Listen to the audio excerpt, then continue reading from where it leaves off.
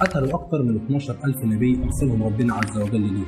لو فتحت القرآن الكريم وبصيت فيه هتلاقي قصتهم اتذكرت في أكثر من سورة وأكثر من موضع، بل زيد على ذلك إن قصتهم اتذكرت في أكبر وأعظم سورة في القرآن الكريم. روايات وإسرائيلات قديمة بتقول إنهم السكان الأصليين لمصر. قصتهم طويلة وعجيبة إلى أبعد مما كنت تتخيل.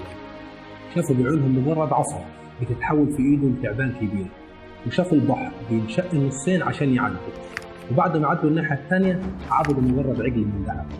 أنا محمد حسن، والحلقة دي هنتكلم عن بني إسرائيل.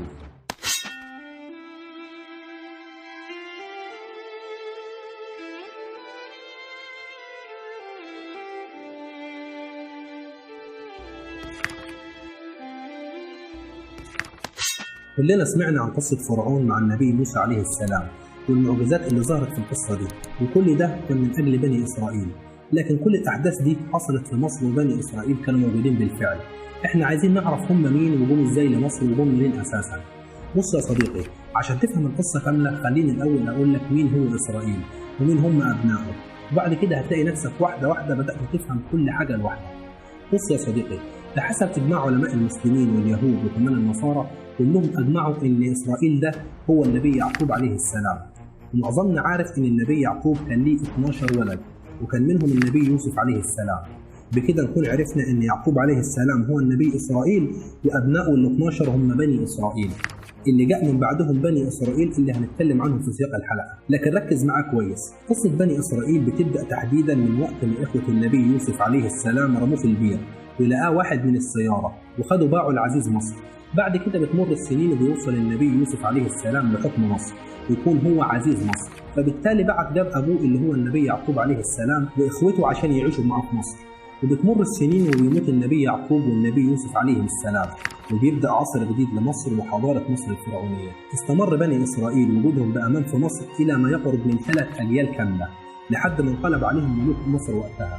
ومن وقتها أصبح بني إسرائيل مجرد عبيد في مصر. وبتتوالى الأحداث والاضطهاد لبني إسرائيل في مصر لحد ما وصل لذروته في عهد الملك رمسيس الثاني. تحديدا في الحقبة دي من الزمن أرسل ربنا عز وجل موسى عليه السلام لفرعون، اللي هو بالمناسبة يبقى رمسيس الثاني، وده على كلام أغلب المؤرخين. فربنا عز وجل أرسل موسى عليه السلام عشان يكون بمثابة طوق النجاة لبني إسرائيل من العبودية في مصر. سامحوني إني مش بقف على كل قصة من الأحداث اللي فاتت دي، لأني عارف إن كل قصة منهم هتحتاج لحلقة منفردة لوحدها، لكن التركيز النهاردة كله على بني إسرائيل. هنبدأ بعد كده إننا نقف على كل قصة ونحكيها بالتفصيل، بس بعد خروج بني إسرائيل من مصر. لكن كل اللي ذكرناه في الحلقة لحد دلوقتي هو بداية ظهور بني إسرائيل عشان نعرف تاريخيا هم جم منين. لكن كل التمردات والعصيان اللي عملوها حتى مع النبي موسى عليه السلام والأنبياء اللي جم من بعد كده كان من بعد خروجهم من مصر. بص يا صديقي، بعد ما زاد بطش فرعون ببني إسرائيل في مصر، شاء ربك عز وجل إنه يبعث مخلص لبني إسرائيل من العبودية في مصر، والمخلص ده كان النبي موسى عليه السلام. اتربى موسى وسط قصر وحشية فرعون لحد ما حصلت نقطة التحول للنبي موسى عليه السلام، بعد ما قتل واحد من أقباط مصر. تحديدا لما حصل خلاف بين الرجل القبط ده وواحد من بني إسرائيل اللي هم قوم موسى عليه السلام، فبعد اللي حصل ده يقرر النبي موسى إنه يهرب من مصر خشية من فرعون إنه يقتص منه.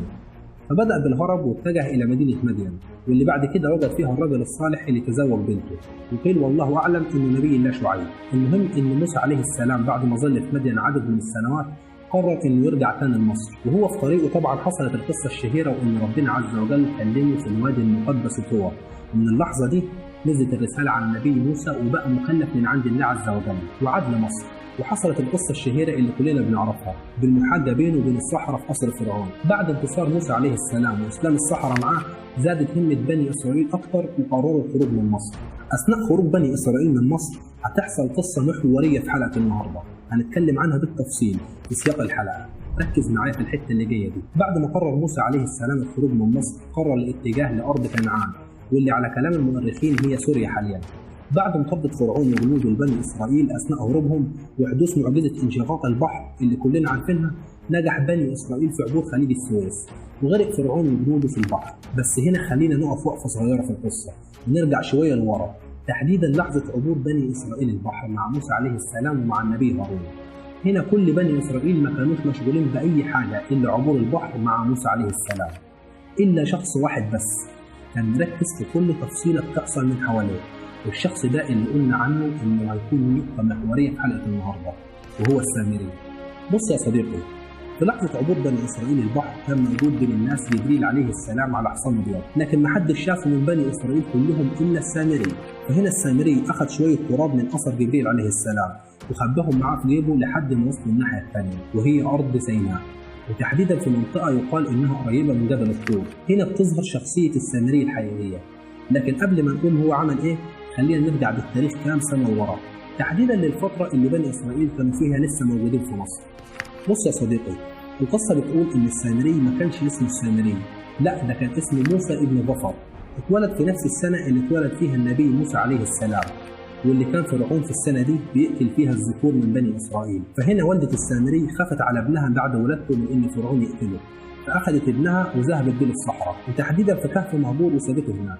هنا والدة السامري اختارت الحل الصعب ده لأنها شافت إنه لو فضل في بلاط مصر كان بالفعل هيصبح من فرعون، فاختارت الخيار ده على امل ان نسبه حياته فيه اكتر من وجوده في مصر. وزي ما الروايات بتقول ان اللي تكفل بالطفل ده اللي هو موسى ابن ظفر او السامري هو جبريل عليه السلام. وعلى مدار الايام والشهور كان جبريل عليه السلام بينزل ليه من السماء بالعسل واللبن، لحد ما كبر السامري وبدا يشوف جبريل عليه السلام لما كان بينزل له على هيئه شخص راكب حصان ابيض. عشان كده المفسرين بيقولوا ان هو الوحيد في بني اسرائيل اللي قدر يشوف جبريل عليه السلام أثناء عبور بني إسرائيل للبحر. كمان قيل عنه إنه اتربى وكبر بعد كده في قرية اسمها السامرة، ومن هنا جاء اسم السامري. واللي كان معروف عن القرية دي وقتها عبادة البقر، وتحديدا كان إله اسمه أبيس كان على هيئة عجل.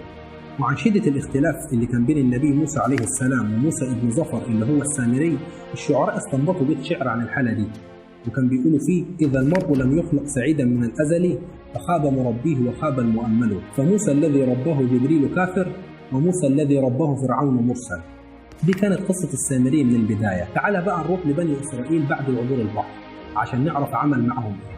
بص يا صديقي، بعد عبور بني إسرائيل البحر مكثوا في حتة قريبة من جبل الطور في سيناء. هنا ذهب موسى عليه السلام لميقات ربه، والرحلة دي كانت هتستغرق 40 يوم، واللي كانت عشان النبي موسى يتلقى من ربه عز وجل التشريع اليهودية، واللي هي كانت عبارة عن الألواح اللي فيها الديانة اليهودية. لكنه قبل ما يروح استخلف موسى عليه السلام أخوه النبي هارون على قوم بني إسرائيل لحين عودته. لكن للأمانة شخصية النبي هارون حتى في التاريخ ما كانتش قوية كفاية إنها تحكم قوم زي بني إسرائيل. عشان كده بنجد إن الرسالة نزلت على موسى عليه السلام وما نزلتش على هارون، اللي كان مذكور على لسان النبي موسى عليه السلام إنه كان أفصح منه لسانا. وكمان بني إسرائيل حبهم للنبي هارون كان أكتر من النبي موسى عليه السلام لأنه كان لين معاهم.